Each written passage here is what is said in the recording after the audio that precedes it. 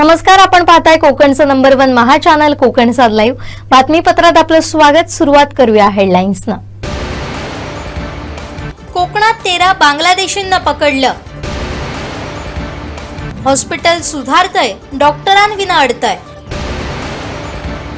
आणि मुंबई चिपी विमान सेवेबद्दल मोठी अपडेट। आता पाहूया सविस्तर बातम्या। भक्ष्याच्या शोधात आलेला बिबट्या कोंबड्याच्या पोल्ट्रीत अडकला। वन विभागाने रेस्क्यू करून त्यांची सुखरूप सुटका केली आहे।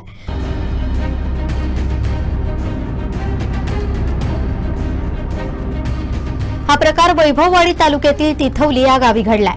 तिथवली गुफरान निजाम काझी यांची कुक्कुट पालनाची शेड आहे। या शेडला 5 ते 6 फुटांपर्यंत लोखंडी जाळी असून त्यावर शेडनेट बसवलेली आहे।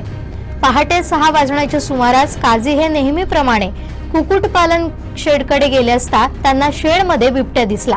त्याला शेडमधून बाहेर पडता येत नव्हतं। याबाबत त्यांनी वन विभागाच्या अधिकाऱ्यांना माहिती दिली। त्यानंतर वनपाल हरिलाड यांच्यासह सर्व कर्मचारी घटनास्थळी दाखल झाले। वन विभागाच्या अधिकाऱ्यांनी शेडच्या दरवाजानजीक सापळा लावला। काही वेळानंतर बिबट्या पिंजऱ्यात गेला। त्यानंतर वन विभागाच्या अधिकाऱ्यांनी बिबट्याला नैसर्गिक अधिवासात नेऊन सोडलाय। बिबट्याला पाहण्यासाठी बघ्यांनी गर्दी केली होती। महाराष्ट्र नवनिर्माण सेना देवगडच्या वतीनं विभागातील बँक आस्थापनांनी मराठी भाषेचा वापर करावा असं निवेदन देण्यात आलंय। त्या संदर्भात देवगड तालुका अध्यक्ष संतोष मयेकर यांच्या मार्गदर्शनाखाली निवेदन पत्र देण्यात आलंय। यावेळी उपजिल्हा अध्यक्ष चंदन मेस्त्री, शहर अध्यक्षा ममता धुरत, शहर अध्यक्ष सचिन राणे, तालुका सचिव जगदीश जाधव, विद्यार्थी सेना शहर अध्यक्ष अभिजित तेली, पोरे विभाग अध्यक्ष रवींद्र लाड, महाराष्ट्र सैनिक उपस्थित होते।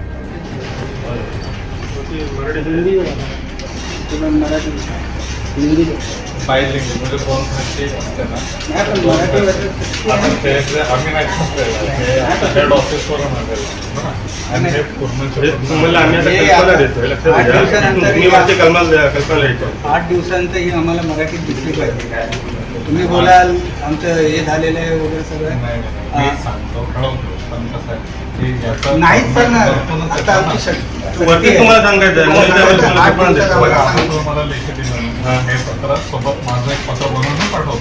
हे पत्र तुमच्या कडेबाजार ब्रँच चालू होणार। ते बोलतात आम्हाला लेटर नाही दिलं तर असं नाही होणार।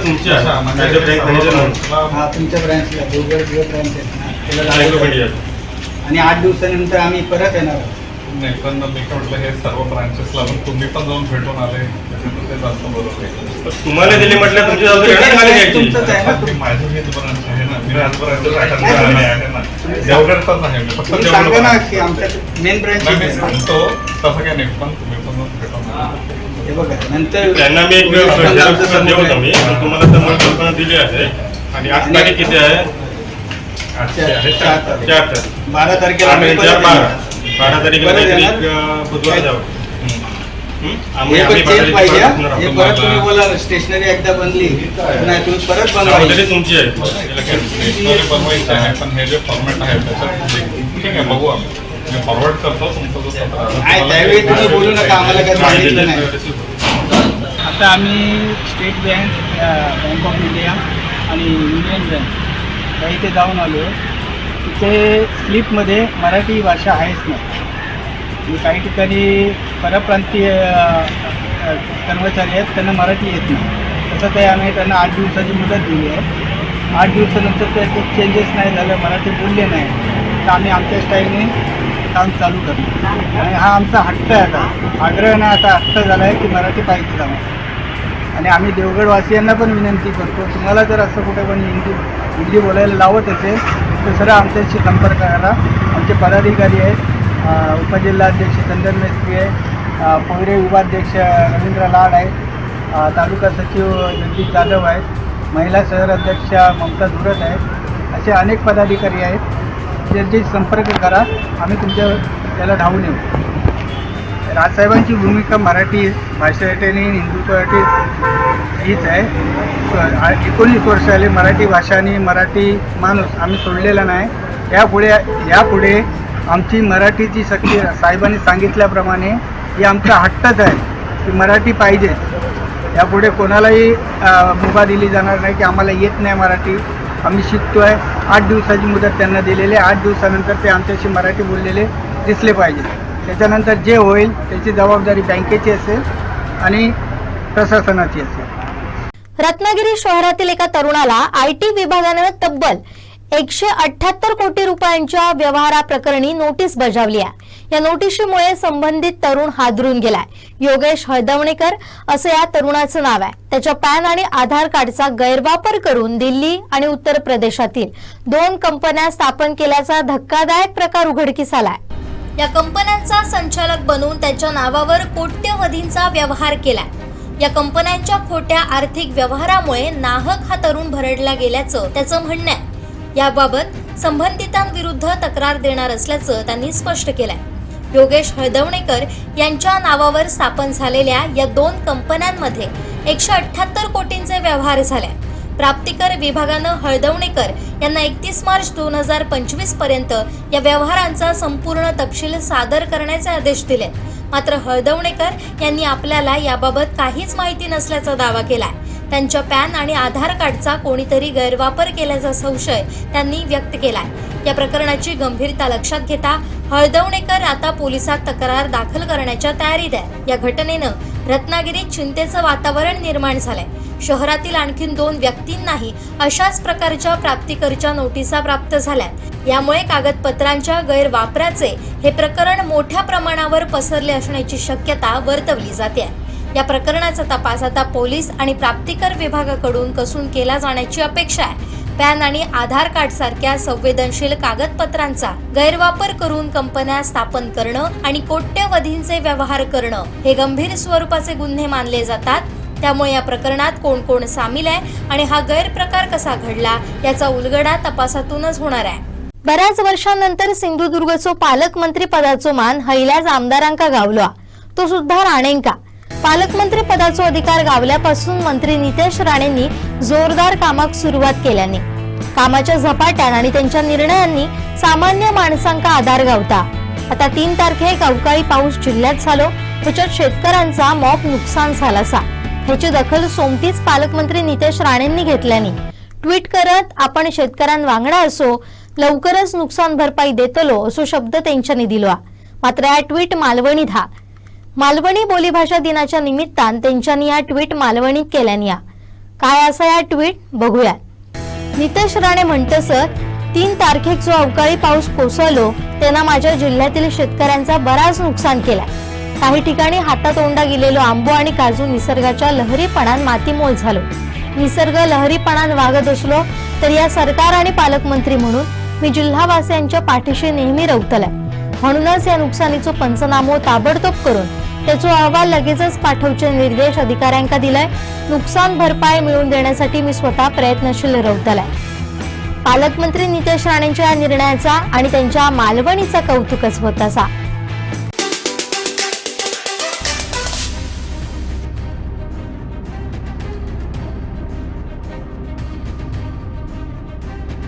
भूमी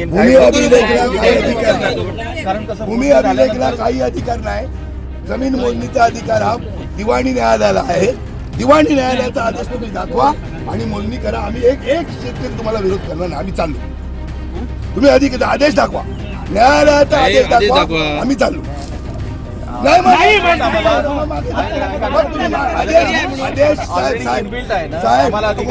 अजिबात नाही साहेब. तुम्ही आदेश घेऊन या आणि मग मोजणी करा. तुम्ही आदेश घेऊन या आणि मोजणी करा. तोपर्यंत तुम्ही मोजणी करायची नाही. आमचं उपोषण चालू आहे, आमचं रस्त्यावर आंदोलन चालू आहे. तुम्ही काय करायचं? शेतकऱ्यांच्या जमिनीच्या मालकीच्या जमिनीत तुम्ही जाता कसे? तुमच्यावर आदेश नाही तर तुम्ही आदेश घेऊन या आणि जा. कोण अडवतो? एक माणूस अडवणार नाही तुम्हाला. अजिबात अडवणार. तुम्ही आदेश दाखवा निवाणी न्यायालयाचा. आणि गेल्या अनेक वर्षात शेकडो केसेस आमच्यावर आहेत आंदोलनाच्या. आणि एक होईल उद्या 19 तारीखला ती पण लावली तुम्ही आंदोलनाची. आमच्यावर करा, लाठी हल्ला करा, पण तुम्ही आदेश दाखवा. तुम्हाला काय अधिकार आहे तो दिवाणी न्यायालयाचा आदेश तुम्ही दाखवा. माझे शेतकरी तुम्हाला आता मोजणी करायला देते. जोपर्यंत तुमच्यावर आदेश नाही तोपर्यंत तुम्ही मोजणी करायला यायचं नाही. दुसरं काम करायला. कुठच्या मोजणीला असा विरोध होतो सातत्यानं? सांगा तुम्ही. तुम्हीच मोदीचे अधिकार आहेत या 3 तालुक्यामध्ये. कसले सामंजस्य? मग 3 वर्ष हो 2 वर्ष हो ठाकरे साहेब 2 वर्ष तुम्ही काय करत होता? 2 वर्ष काय करत होता? तुम्ही हेरिंग घेतलीत का? 2 वर्ष काय केलं? कुठे घेतली? काय नको ते बोगस काहीतरी सांगताय तुम्ही. हो साहेब या केसच्या कशी घेतली ती त्याला सांगा ना. कशी घेतली ती सांगा सांगा ना. कसली हेरिंग घेतली? असता का? पाणी दे रे, पाणी दे. नाही, जागेचे आणि यांचा हक्क आहे जमीन मालकाचा आणि यांचा हक्क कोणच त्या ठिकाणी हे करू शकत नाही. तर माझी तुम्हाला हात जोडून विनंती आहे अधिकारी म्हणून की यांच्याकडे न्यायालयीन आदेश असल्याशिवाय तुम्ही एकतर्फी अशा पद्धतीचा कायदा वापरू नये ही आमची तुम्हाला रिक्वेस्ट आहे. कारण काय होत आहे गावातलं स्वास्थ्य बिघडतं, गावामध्ये वाद राहतो. उघडकडे लोक इथे आले, हक्क नसणारे लोक आलेले नाही, त्यांचा हक्क तो जो आहे तो जाऊ शकत नाही. तर माझं तुम्हाला रिक्वेस्ट आहे की तुम्ही प्रशासकीय बाजू कोणाच्या बाजूने न झुकता जो दिवाणी न्यायालयाचा आदेश घ्या आणि त्या आदेशानुसार तुमचं प्रोटेक्शन जे काय आहे तुमची यंत्रणा जी सरकारची तुम्ही त्यांच्या मागे लावा. आमचं काय म्हणणं नाही, पण कुठंतरी त्याला कायदेशीर जबाबदारी हवी. हे असं चालणार नाही. त्यांच्या मनात आलं म्हणून कोणाची जमीन उद्या मोजणी करायला जायचे. ते हिस्सेदार जे आहेत भागधारक आहेत यांचा त्याला विरोध आहे आणि तो विरोध असल्यामुळे अति होऊ नये अशी त्यांची मागणी आहे. जिथं हरकत येते त्यावेळी ते थांबतं का? आजपर्यंत माझा अनुभव आहे. मी 35 वर्ष या राजकीय क्षेत्रामध्ये सामाजिक क्षेत्रात कामात आहे. हा नाही तर तुम्ही बसून खोटं काही कराल ते तुम्हाला मान्य आहे, जनतेला मान्य नाही, शेतकऱ्याला माझ्या मान्य नाही. तुम्ही खोटं करू नका. सामायिक जमिनीचा पोट हिस्स्याची मोजणी तुम्हाला करताच येत नाही. आहेत का दिवाणी न्यायालयाचे आदेश? कुठे दाखवा दाखवा दाखवा दाखवा मला दाखवा. हो ठाकरे माझ्याशी बोलताय जबाबदारीने बोलताय, दाखवा आदेश दाखवा. दिवाणी न्यायालयाचे आदेश दाखवा. दाखल केली होती केस आता हो ती केस दाखवा तुम्ही दाखवू नका. त्याच्यावर कोर्टामध्ये तुमची जमीन असती तर दिला असता. तुमची जमीन दिला असतं मोजायला. जे नियमानुसार आहे ते त्यांचा विरोध आहे. तुमची विनंती तुम्ही कोण?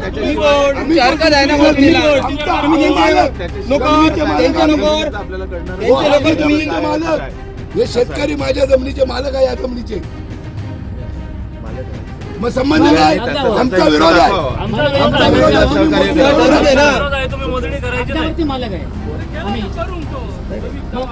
आदेश दाखवा ना. दिवाणी न्यायालयाचा आदेश दाखवा. तुमचा तुम्ही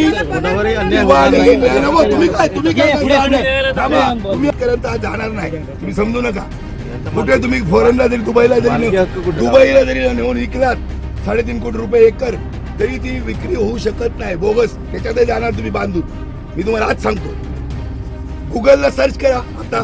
तुमच्या ऐका तुमच्या गुगलला सर्च करा. आता मी इथं आहे, गुगल आहे ना तुमच्याकडे, सर्च करा the origin Sasoli auxin Sasoli मारा. जमीन विकत घ्यायची आहे म्हणा तुम्हाला. काय रेट आहे बघा. 3.5 कोटी रुपये एकरचा रेट आहे. काढा मारा इथं मारा जनतेच्या पुढे. थांबना हो आम्ही मालक म्हणजे हे शेतकरी म्हणजे मी त्यांच्या प्रतिनिधी बोलतो. मी कोण मालक नाही.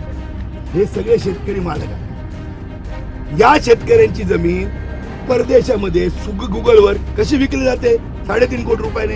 याला किती रुपयाची आधी बिचाऱ्यांनी विकली? 300 एकर काही का 400 एकर विकली. त्या विक्री केल्याशी आमचा काय संबंध नाही. त्यांनी विकली, त्यांना पटलं, त्यांनी विकली. त्यांनी 1 लाख रुपये एकरने विकू दे, नाही तर 50,000 मधल्या एजंटने किती गावते त्याच्याशी आमचा काय संबंध. ऐका माझा पूर्ण म्हणणं ऐका. 1250 एकरचा हा प्लॉट आहे होय ना रे. जवळजवळ 300 एकर ज्यांनी विकली 300 एकर तुमची तुम्ही घ्या. आमचा काही संबंध नाही. सामायिक जमिनीतला आधी हिस्सा ठरवा, वाटप ठरवा, हक्क कुठची वाटणी ती ठरवा आणि बाकीची जमीन माझ्या शेतकऱ्यांची द्या ना परत. सगळं काय करता तुम्ही? 1250 एकरवर तुम्ही कसं मोजणी करतायत?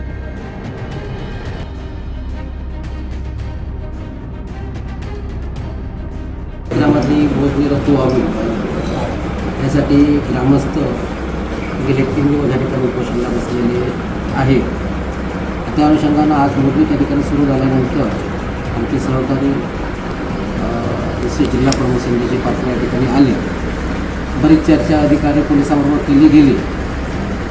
मात्र त्या ठिकाणी अजिबात समाधान न झाल्यामुळे आज या ठिकाणी गेले 3 दिवस आमचे सहकारी ठाकूर मनोज गवस वगैरे बसलेले आहेत, त्यांची भेट घेण्यासाठी आम्ही या ठिकाणी आलो. 37 ग्रामस्थांसमवेत आम्ही आहोत. या मंदिरामध्ये हे आंदोलन चालू असताना रात्रीसुद्धा आम्ही यांची भेट घेतलेली होती.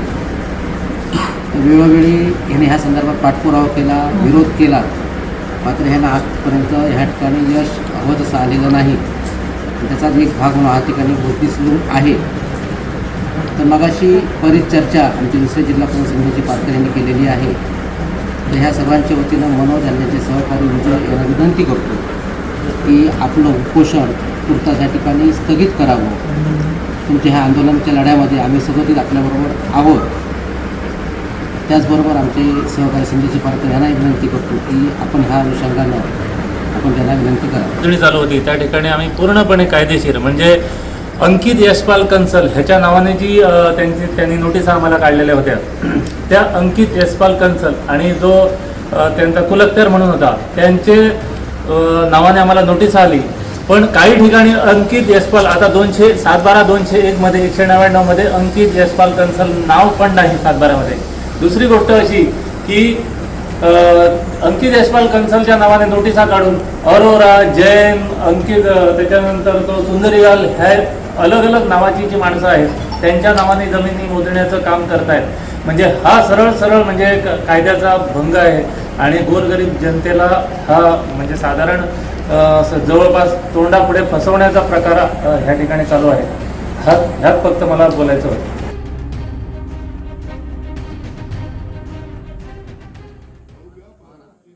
चिपी येथील सिंधुदुर्ग विमानतळावर येत्या 18 एप्रिल पासून एअर अलायन्सची मुंबई सिंधुदुर्ग मुंबई सेवा ही विमानं उतरणार आहेत. एअर अलायन्स बरोबरच इंडिगो विमान कंपनीची सेवा सुरू करण्याबाबत युद्ध पातळीवर प्रयत्न सुरू आहेत, अशी माहिती खासदार नारायण राणे यांनी दिली आहे. अलीकडेच नागरी विमान वाहतूक मंत्री के. राम मोहन नायडू यांनी याबाबत विशेष योजना अंमलात आणण्यात येईल असं माजी केंद्रीय मंत्री खासदार नारायण राणे यांना आश्वासित केलं होतं. गेल्या आठवड्यापासून सिंधुदुर्ग पुणे विमान वाहतूक सेवा सुरू झाली आहे. गेले काही महिने चिपी ते मुंबई ही नियमित सुरू असलेली सेवा बंद झाली होती. ही सेवा पुन्हा मुंबई सिंधुदुर्ग मुंबई अशी सेवा सुरू करण्यासाठी उड्डाण संचालनालयानं विशेष धोरण अंमलात आणावं यासाठी खासदार नारायण राणे आग्रही होते. त्यांनी नागरी विमान वाहतूक मंत्री के. राम मोहन नायडू तसेच नागरी विमान वाहतूक राज्यमंत्री मुरलीधर मोहोळ यांची भेट घेत सिंधुदुर्ग विमानतळावरील सेवा किती महत्वाची आहे तसेच विमानतळावरील अन्य सेवा सुविधा समस्या यांकडे लक्ष वेधलं होतं. यानंतर वेगानं कार्यवाही होत सिंधुदुर्ग विमानतळावरील अनेक सेवा सुविधा अपडेट करण्यात येत आहेत. यामुळे येत्या 18 एप्रिल पासून मुंबई चिपी मुंबई ही एअर अलायन्सची विमान सेवा दर शुक्रवारी सुरू होणार आहे. याचबरोबर इंडिगो या कंपनीची विमान सेवा मार्ग लवकरच जाहीर केला जाणार आहे. काही तांत्रिक त्रुटी दूर केल्यानंतर त्याची माहिती जाहीर होईल असं खासदार नारायण राणे यांनी म्हटलंय. पुणे सिंधुदुर्ग पुणे ही सेवा गेल्याच आठवड्यापासून सुरू झाली आहे.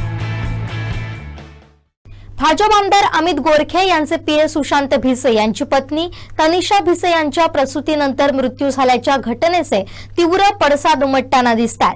पुण्यातील दीनानाथ मंगेशकर रुग्णालयाबाहेर एकनाथ शिंदेंची शिवसेना आणि ठाकरे गटाच्या कार्यकर्त्यांनी आंदोलन केलं. यावेळी रुग्णालय अधिकाऱ्यांच्या अंगावर नाणी टाकत चिल्लरफेक आंदोलन करण्यात आलं. तर रुग्णालयाच्या मुजोरीबद्दल मंगेशकर कुटुंबानं स्पष्टीकरण द्यावं अशी मागणीही करण्यात येते. पैसे घ्या. गरीब लोकांना इथं किंमत नाहीये. इथं फक्त पैशाला किंमत आहे. इथं फक्त पैशाला किंमत आहे.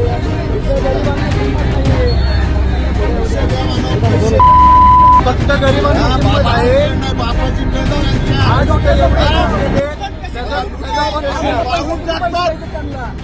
हे हॉस्पिटलच पण मंगेशकर हॉस्पिटलच्या बैलाला रुग्णालयाला पैशांचा इतका अभ्यास आहे म्हणून आम्ही भीक मागून पैसे आणले तर आम्ही त्यांना देतोय अशा शब्दात शिवसेनेच्या महिला कार्यकर्त्यांनी संताप व्यक्त केला. चॅरिटेबल ट्रस्ट असूनही पैशांसाठी आडमुठेपणा करत रुग्णांच्या जीवाशी खेळ केल्याचा आरोप केला जातोय. काही आंदोलकांनी हॉस्पिटल बाहेर असलेल्या दीनानाथ मंगेशकर रुग्णालय या बोर्डवरही काळं फासलंय. रुग्णालयाच्या बेफिकिरीवर मंगेशकर कुटुंबियांनी उत्तर द्यावं अशी मागणी होते। दरम्यान दीनानाथ मंगेशकर रुग्णालयाचे जनसंपर्क अधिकारी रवी पालेकर यांनी मौन बाळगलंय। या प्रकरणाची चौकशी सुरू असून त्याच्या अहवालानंतर आम्ही प्रतिक्रिया देऊ। शासनाला माहिती दिली असून त्यानंतर निवेदन देऊ। समोर आलेली माहिती अर्धवट आणि दिशाभूल करणारी आहे, त्यामुळे आम्ही आपली भूमिका लवकरच स्पष्ट करू, असं PRO म्हणाले। गोरगरीब आणि सर्वसामान्य रुग्णांसाठी हे हॉस्पिटल आहे असं त्यावेळी स्वर्गीय लता मंगेशकर म्हणाल्या होत्या।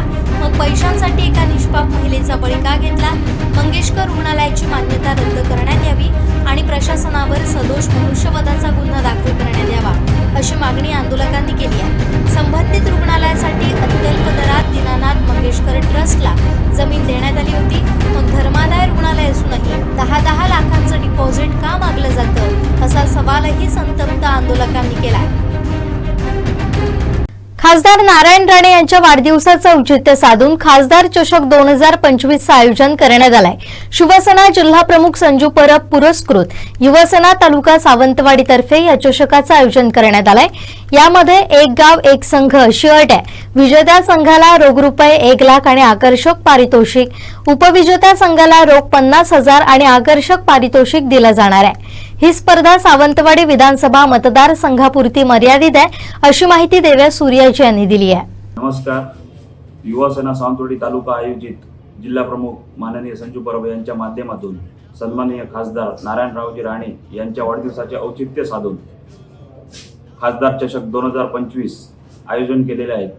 सावंतवाडी येथील जिमखाना मैदान स्वार हॉस्पिटलच्या समोर या भव्य अशा क्रिकेट स्पर्धेचं आयोजन केलेलं आहे। या स्पर्धेमध्ये आपल्या सावंतवाडी विधानसभा मतदारसंघातील सर्व खेळाडूंनी सहभागी व्हावं आणि इकडच्या आपल्या विधानसभा मतदारसंघातील जे युवक असतील त्यांना प्राधान्य मिळावं यासाठी म्हणून हे भव्य असं क्रिकेट स्पर्धेचं आयोजन केलेलं आहे। आणि ही संपूर्ण क्रिकेट स्पर्धा YouTubeवर लाईव्ह दाखवली जाणार आहे। त्यामुळे सर्व क्रिकेट रसिकांसाठी एक चांगल्या प्रकारची मेजवानी असेल। त्यामुळे सर्वच क्रिकेट रसिकांनी या आणि क्रिकेट खेळाडूंनी या स्पर्धेमध्ये सहभागी व्हावं। या खासदार चषक 2025 मधील सर्व नियम व अटी, प्रथम पारितोषिक, द्वितीय पारितोषिक जे काय आहे सर्व आपले तालुका प्रमुख प्रतीक बांदेकर आपल्याला सांगतील। खासदार चषक 2025 ही स्पर्धा दिनांक 8, 9, 10 एप्रिल या तारखेला खेळवण्यात येईल। स्पर्धेचं प्रथम पारितोषिक हे 1 लाख रुपये ठेवण्यात आलेलं आहे। द्वितीय पारितोषिक 50,000, त्याचबरोबर आकर्षक चषक या स्पर्धेच्या विजेत्यांना देण्यात येतील। त्याचबरोबर man of the match, man of the series अशी वैयक्तिक आकर्षक बक्षिसेही या स्पर्धेदरम्यान देण्यात येतील। ही स्पर्धा टेनिस क्रिकेट लीग पद्धतीने खेळवण्यात येईल आणि या स्पर्धेमध्ये एक गाव एक संघ अशा पद्धतीने संघांना प्रवेश देण्यात येईल। प्रथम प्रवेश फी भरणाऱ्या 16 संघांना आपण प्रथम प्राधान्य या स्पर्धेमध्ये देणार आहोत। ही स्पर्धा सावंतवाडी मतदारसंघ म्हणजे सावंतवाडी, वेंगुर्ला, दोडामार्ग या तालुक्यातील खेळाडूंसाठी मर्यादित राहणार आहे। या स्पर्धेच्या अधिक माहितीसाठी किंवा प्रवेश घेण्यासाठी देव्या सूर्याजी आणि किंवा मी स्वतः गुरु चिटणीस यांच्याशी संपर्क करावा। जगप्रसिद्ध असलेला कोकणातील हापूस आंबा बागायतदारांच्या जिव्हाळ्याचा प्रश्न राज्यसभा खासदार धैर्यशील दादा पाटील यांनी संसदेत मांडून सरकारचं लक्ष वेधलंय। Shri Dhairyasheel Mohan Patil demand for protection of GI tag alphonso mango of Konkan region of Maharashtra. Please take your seat. आदरणीय सभापति महोदय, महाराष्ट्र राज्य का कोकण क्षेत्र का जगत प्रसिद्ध हापूस आम को प्राप्त हुआ जियोलॉजिकल इंडिकेटर टैग नियम का उल्लंघन, इसके बारे में अध्यक्ष महोदय मैं बोलने वाला हूँ। अध्यक्ष महोदय, कोकण क्षेत्र में उत्पाद होने वाला हापूस आम मतलब अल्फांसो मैंगो अपने मधुर रस, उत्तम स्वाद, सुनहरा रंग व तंतुविरत पल्प के कारण विश्व भर में प्रसिद्ध है। हापूस आम के ये गुणवत्ता विशेष कोकण के रासायनिक और भौतिक गुणवत्ता पूर्ण माटी और पानी और हवा के कारण आती है। इसका मतलब अध्यक्ष महोदय, अगर यही हापूस का पेड़ अगर कोकण व्यतिरिक्त अन्य क्षेत्र में लगाया जाए तो उसको आने वाला फल है ये इतना गुणवत्तापूर्ण नहीं रहेगा। इसलिए अध्यक्ष महोदय, कई रिसर्च और इन्वेस्टिगेशन के बाद जियोलॉजिकल इंडिकेटर अधिनियम 1999 द्वारा जीआई रजिस्ट्री चेन्नई द्वारा महाराष्ट्र के कोकण के 5 जिले जिसमें रायगढ़, रत्नागिरी, सिंधुदुर्ग, ठाणा और पालघर, इसमें पैदा होने वाला या इसमें हापुस के पेड़ को लगने वाला फल मतलब आम ही हापुस माना जाएगा, ऐसा अध्यक्ष महोदय माना जाता है। मतलब अध्यक्ष महोदय अन्य क्षेत्र में लगाया गया हापुस जैसा पेड़ को आने वाला आम यह हापुस नहीं माना जाएगा। अध्यक्ष महोदय, जैसा लंगड़ा आम यूपी को उत्तर प्रदेश का रहता है उसे जीआई मानांकन मिला है, मालदा पश्चिम बंगाल का रहता है। इसका मतलब यह अध्यक्ष महोदय, अगर महाराष्ट्र में या कोकण में लंगड़ा आम का पेड़ लगाया जाए या मालदा आम का पेड़ लगाया जाए तो उससे आने वाला फल मालदा या लंगड़ा नहीं माना जाएगा। अध्यक्ष महोदय, जीआई ऑथेंटिकेशन के कई फायदे हैं। ग्राहक को गुणवत्तापूर्ण ऑथेंटिक उत्पाद मिलता है, किसानों को आर्थिक फायदा होता है, पारंपरिक विरासत का संरक्षण होता है और अंतरराष्ट्रीय बाजार में अपने माल की यहाँ पर पहचान रहती है। अध्यक्ष महोदय, आम का सीजन अभी चालू है और अध्यक्ष महोदय बाजार में कोकण का हापुस जितना आता है उससे 3 गुना हापुस बताकर अध्यक्ष महोदय मार्केट में बेचा जाता है। मतलब अध्यक्ष महोदय, एक हापुस के पीछे 2 आम बनावट हापुस बेचे जाते हैं अध्यक्ष महोदय। इससे ग्राहक को नुकसान होता है, किसानों को नुकसान होता है और ब्रांडिंग हो नहीं पाता। अगर अध्यक्ष महोदय ऐसा ही चला रहा तो हापुस की गुणवत्ता कुछ ही दिनों में, कुछ ही सालों में ये विरासत यहाँ पर नष्ट हो जाएगी। अध्यक्ष महोदय, मेरी ये मांग है यहाँ पर सदन में, ये मैं मांग करता हूं कि कोकण से बाहर से आने वाला हापुस आम कई एपीएमसी और व्यापारियों द्वारा खरीदा और बेचा जाता है। अध्यक्ष महोदय, इस तरीके का व्यवहार जीआई टैग अधिनियम 1999 द्वारा गैर कानूनी मान के गैर व्यवहार करने वालों को दंडित किया जाए और कोकण की इस विरासत को अध्यक्ष महोदय संरक्षित किया जाए। पूर्णगड पोलीस ठाण्याच्या हद्दीतच अनधिकृत प्रवेश केलेले बांगलादेशी राहत होते। याबाबतची माहिती रत्नागिरी जिल्हा पोलीस दलाच्या दहशतवादी विरोधी पथकाला मिळाली। त्या 13 बांगलादेशींवर कारवाई करण्यात आली आहे। त्या बांगलादेशींना 6 महिने कैद आणि 500 रुपयांच्या दंडाची शिक्षा सुनावण्यात आली आहे। याबाबतची अधिक माहिती रत्नागिरीचे पोलीस अधीक्षक धनंजय कुलकर्णी यांनी पत्रकार परिषदेत दिली आहे। रत्नागिरी जिल्ह्याच्या दहशतवादी विरोधी कक्ष यांना एक माहिती मिळाली की पूर्णगड पोलीस ठाण्याच्या हद्दीमध्ये एका चिरेखानीवरती अनधिकृतरित्या प्रवेश केलेले 13 बांगलादेशी नागरिक वास्तव्य करत आहेत किंवा त्या ठिकाणी काम करत आहेत। त्या माहितीच्या आधारे त्या पथकाने त्या ठिकाणी छापा टाकला असता त्या ठिकाणी हे नागरिक त्या ठिकाणी आढळून आले। त्यांच्याकडे भारतीय असल्याबद्दलचा कुठलाही पुरावा आढळून आला नाही, तर ते बांगलादेशी नागरिक आहेत अशा प्रकारची खातरजमा झाली। ह्या माहितीच्या आधारे पोलिसांनी पासपोर्ट नियम तसेच परदेशी व्यक्ती अधिनियम यांच्या अंतर्गत एक खटला पूर्णगड पोलीस अंतर्गत दाखल केला। त्या खटल्याचा तपास आमचे जे पोलीस ठाण्याचे प्रभारी अधिकारी आहेत रत्नदीप साळोखे API यांनी त्याचा तपास केला आणि तपास करून त्या गुन्ह्याचं दोषारोप माननीय न्यायालयासमोर सादर केला। हा दोषारोप सादर केल्यानंतर त्या खटल्याची सुनावणी त्वरित सुरू झाली आणि ह्या कालखंडामध्ये सुनावणी दरम्यान माननीय न्यायालयाच्या हे निदर्शनास आलं की हे लोक बांगलादेशी नागरिक आहेत आणि त्या अनुषंगाने आज दिनांक 3 एप्रिल 2025 रोजी या 13 व्यक्तींना रत्नागिरीचे मुख्य न्याय दंडाधिकारी श्री निखिल गोसावी सर यांनी प्रत्येकी 6 महिन्याची साधी कैद व 500 रुपयाचा आर्थिक दंड अशा प्रकारची सजा सुनावलेली आहे।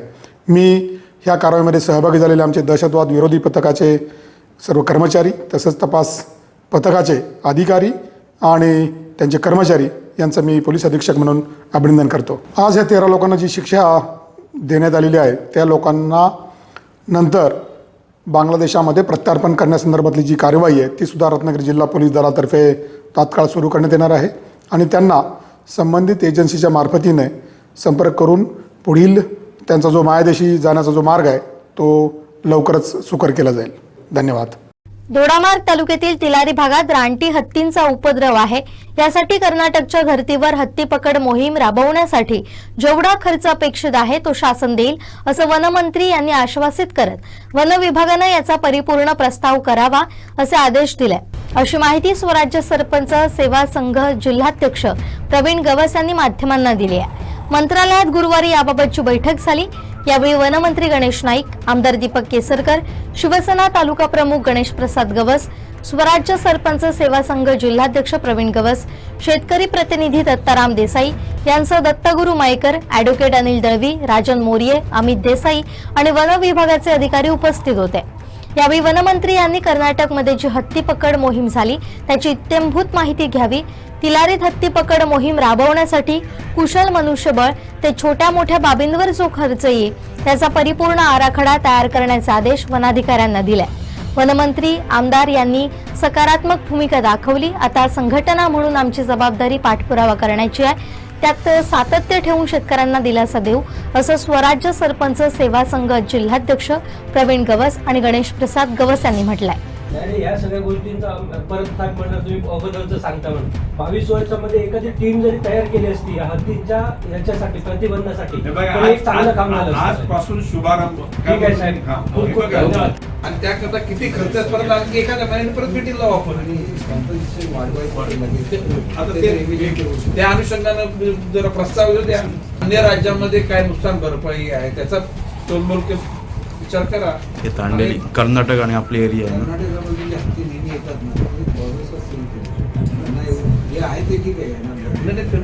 तुम्ही काम करा, सगळ्या सूचना करा, त्या सूचनांचं पालन करण्याचं आम्ही निश्चित करतो. खाजगी जमीन आहे ती तुम्ही घ्या ना. किती जागा खाजगी जमीन किती आहे? प्रश्न आहे.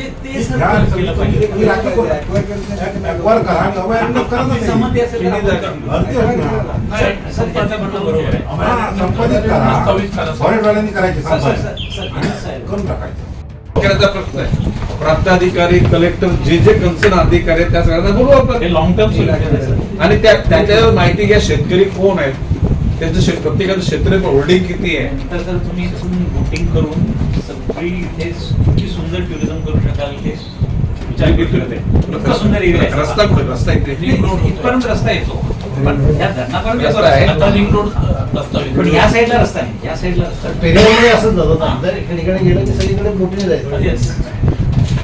टुरिझम अभयारण्य या सगळ्यासाठी शेतकऱ्यांना प्रोटेक्ट करण्यासाठी जे काय खर्च येईल तो सगळा प्लॅन बनवा. आणि मी सांगतो आणखी एक महिन्याने परत केसरचं आपण मिटिंग लावू. मला मी सांगतो, मी खोटं नाही बोलणार. कारण आता हे अधिवेशन 3 आठवडे गेला आणि आता माझ्याकडे जबाबदारी नवी मुंबई पहिली माझी प्रायोरिटी, पालघर जिल्हा 2, ठाणे जिल्ह्याचा संपर्क मंत्री आणि सगळा अख्खा महाराष्ट्रातला 21% जमीन आमच्या फॉरेस्टची आहे आणि आम्हाला 30% टार्गेटेड दिली. सावंतवाडी उपजिल्हा रुग्णालयात अत्याधुनिक सुविधा निर्माण होत आहे.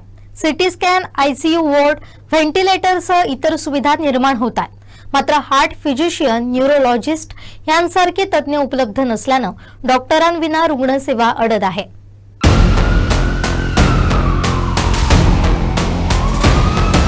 यामुळेच बांबोळी वारी करण्याची वेळ सावंतवाडी उपजिल्हा रुग्णालयावर अवलंबून असणाऱ्या रुग्णांवर येते. सध्या या रुग्णालयात अत्याधुनिक सुविधा निर्माण होत आहेत.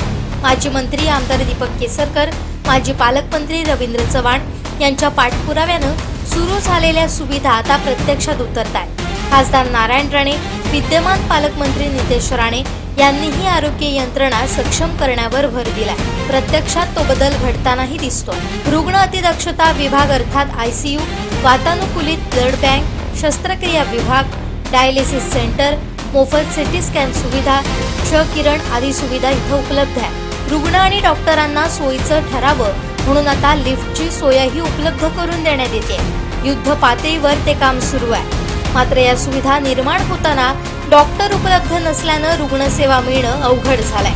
सद्यस्थितीत 3 स्त्रीरोग तज्ज्ञ, 2 NRHM खाली 2 बालरोग तज्ज्ञ, अस्थिरोग तज्ज्ञ, 2 जनरल सर्जन, आयुर्वेदिक तज्ज्ञ, फिजिओथेरपी, दंतचिकित्सा, नेत्र तपासणी तज्ज्ञ डॉक्टर उपजिल्हा रुग्णालयात सेवा देतात. यातील काही पूर्ण वेळ आहेत तर काही इतर सरकारी रुग्णालयातही सेवा देतात. मात्र रुग्णालयाचं हृदय असणारे हार्ट फिजिशियन आणि मेंदूरोग तज्ज्ञ, न्यूरोलॉजिस्ट या ठिकाणी उपलब्ध नाही. स्टाफ नर्ससह मंजूर पदांपैकी अर्धी पदं रिक्त आहेत. त्यामुळे यंत्रणेवर प्रचंड ताण येतोय.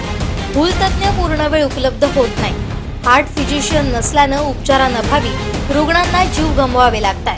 याची अनेक ताजी उदाहरणं आहेत. त्यामुळे लोकप्रतिनिधींकडून अत्याधुनिक सुविधा निर्माण करत असताना पूर्णवेळ फिजिशियन, न्यूरोलॉजिस्ट उपलब्ध करून द्यावेत आणि रिक्त पदं तातडीनं भरून जनसामान्यांना उपजिल्हा रुग्णालयातच चांगले उपचार उपलब्ध करावेत अशी मागणी होते, जेणेकरून सुविधा उपलब्ध असताना डॉक्टरांविना उपचार अडणार नाहीत.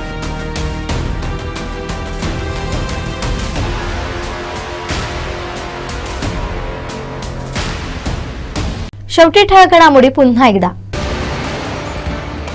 कोकणात 13 बांगलादेशींना पकडलं.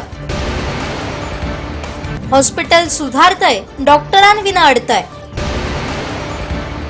आणि मुंबई चिपी विमानसेवेबद्दल मोठी अपडेट. बातमीपत्रात वेळ झाली इथेच थांबण्याची. पाहत रहा कोकणचं नंबर 1 महा चॅनल कोकण साध लाईव्ह. धन्यवाद.